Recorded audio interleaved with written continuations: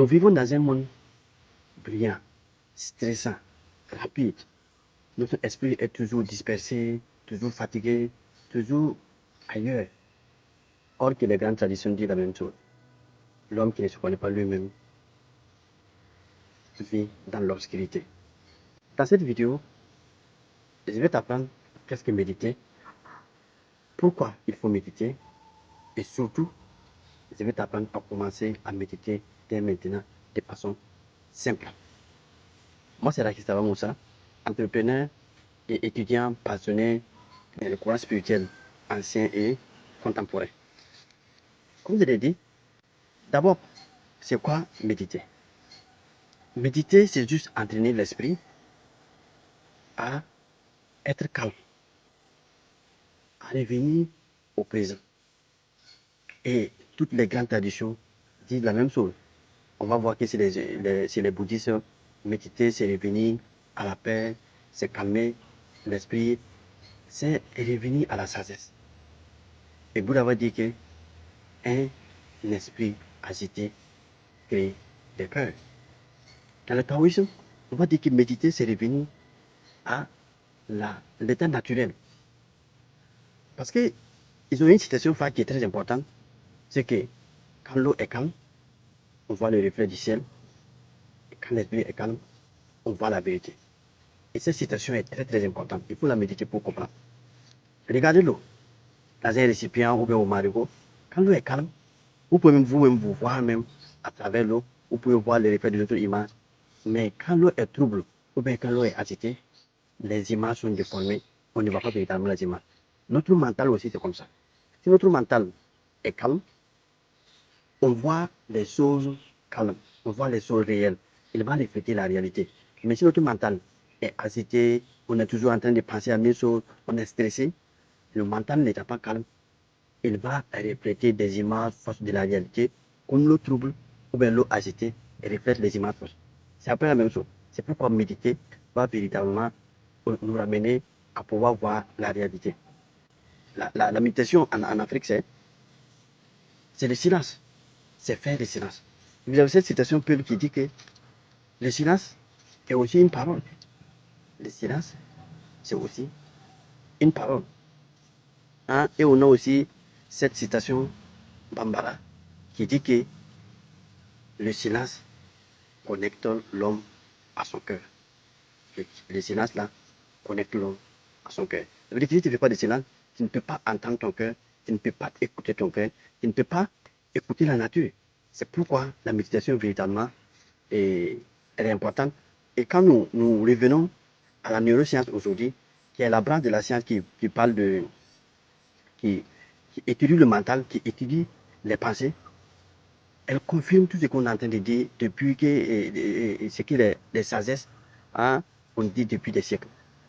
Parce que la méditation a prouvé que, la neuroscience a prouvé que la méditation a trois impacts dans le cerveau de l'homme. Le premier impact, c'est que la méditation, en fait, transforme l'amygdale. L'amygdale, c'est la partie du cerveau qui produit le stress et la peur. Et donc, la méditation, là, il dit cette partie et elle l'empêche de véritablement produire la peur et le stress. Deuxièmement, c'est que ça développe le cortex préfrontal. Le cortex préfrontal du moins, on dirait, c'est la partie du cerveau qui crée la concentration et la clarté. Et le fait de méditer là va améliorer véritablement la concentration et la clarté. Et enfin, et ça a un impact sur l'insula. L'insula, c'est la partie du cerveau qui s'occupe de la reconnaissance de soi-même.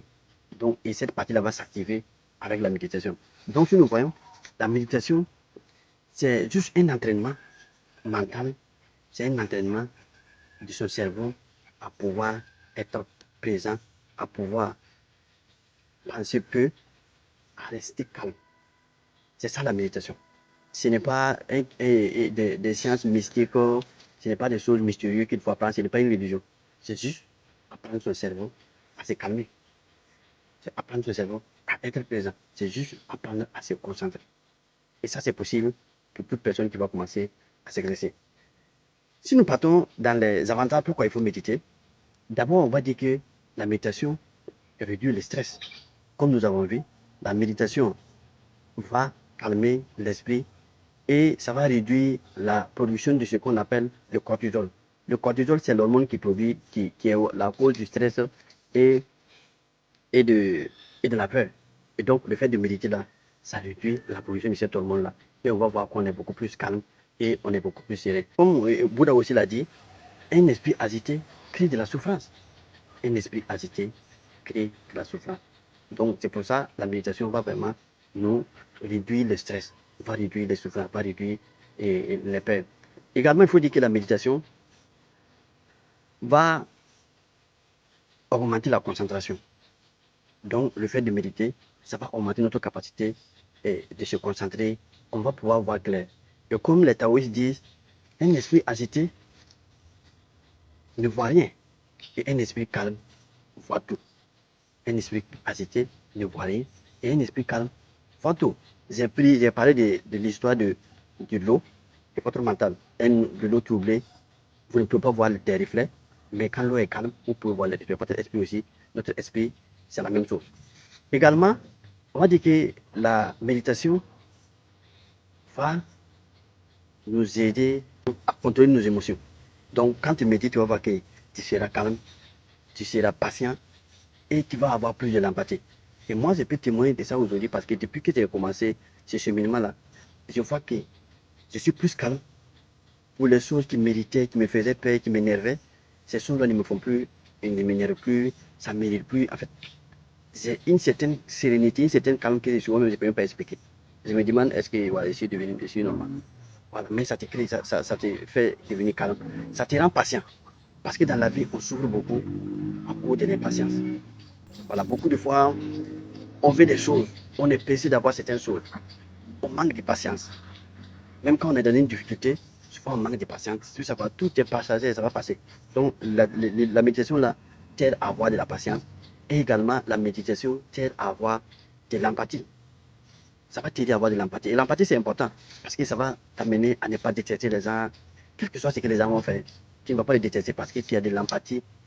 En fait, c'est comme si tu as de la pitié envers eux. Parce que tu vois que eux-mêmes ne se connaissent pas. Ils sont en train de faire du tort à eux-mêmes. Donc tu comprends que quelle que soit la personne qui te fait du tort, tu ne vois pas que la personne t'a fait du tort, mais tu vois que en fait, la personne est en train de souffrir. Donc ça crée véritablement de l'empathie. La méditation également permet de mieux dormir. Permet de mieux dormir. La méditation permet de se connaître soi-même. Sans méditation, tu ne peux pas te connaître soi-même. Et une citation africaine dit, celui qui se connaît vaut mieux que celui qui possède un village. Celui qui se connaît vaut mieux que celui qui possède un village. Il faut véritablement apprendre à te connaître. Enfin, de méditer, ça permet véritablement de se reconnecter à la nature et de revenir à ce qui est réel.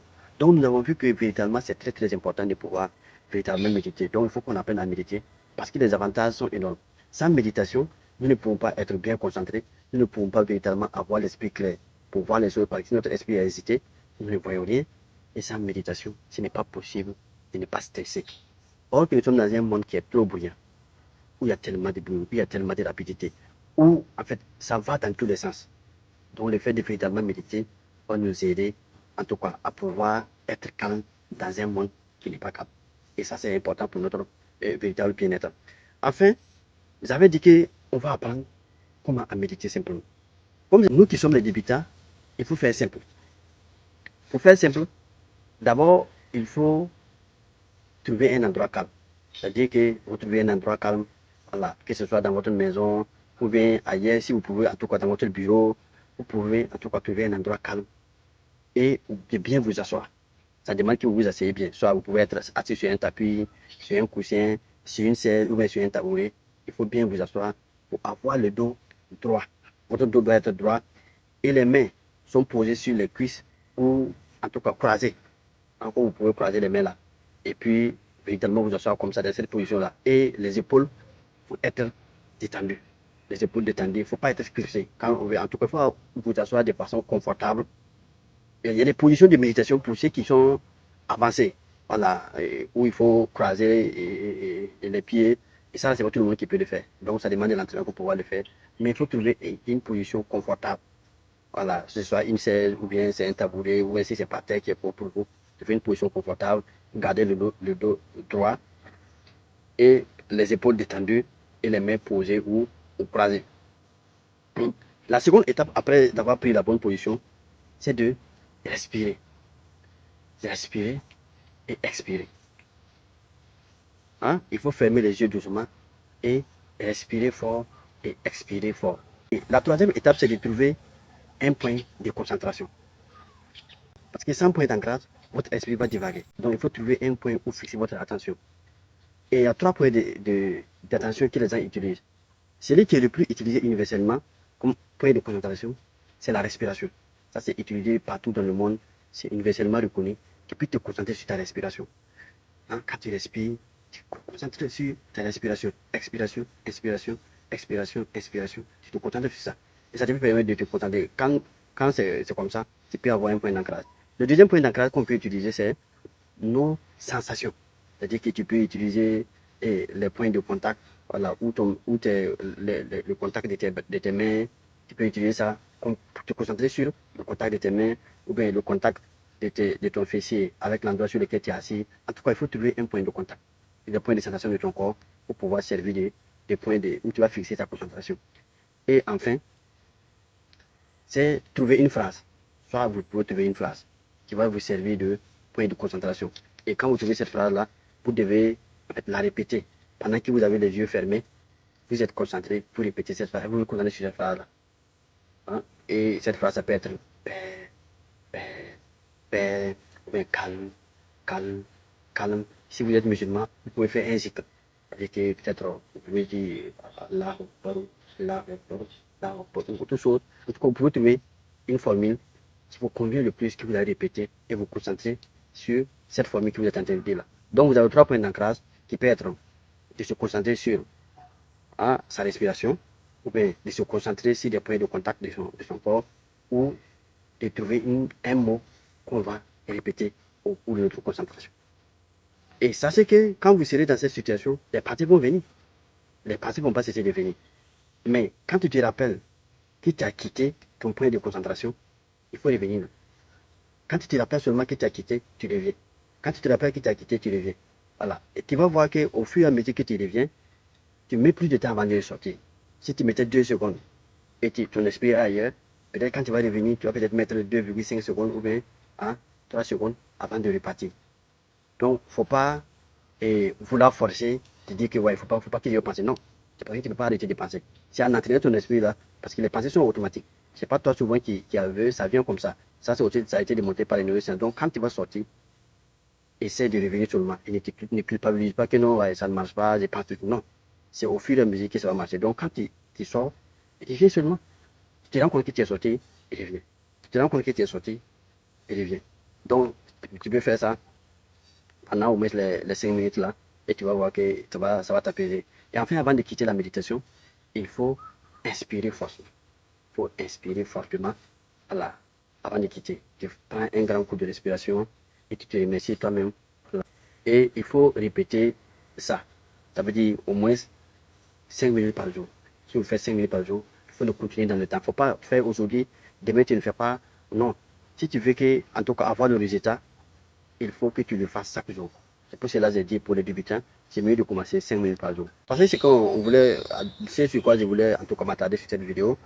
Donc, je te demande véritablement de les mettre en application. Tu verras le changement que tu vas avoir dans ta vie. Si cette vidéo t'a plu, je te demande de t'abonner à la chaîne parce que nous partagons des vidéos de ce genre dans cette chaîne. Également, je te demande de partager la vidéo, de la liker, voilà, pour que ça puisse toucher maximum de personnes. Je te dis à la prochaine vidéo. Merci et on se dit à la prochaine.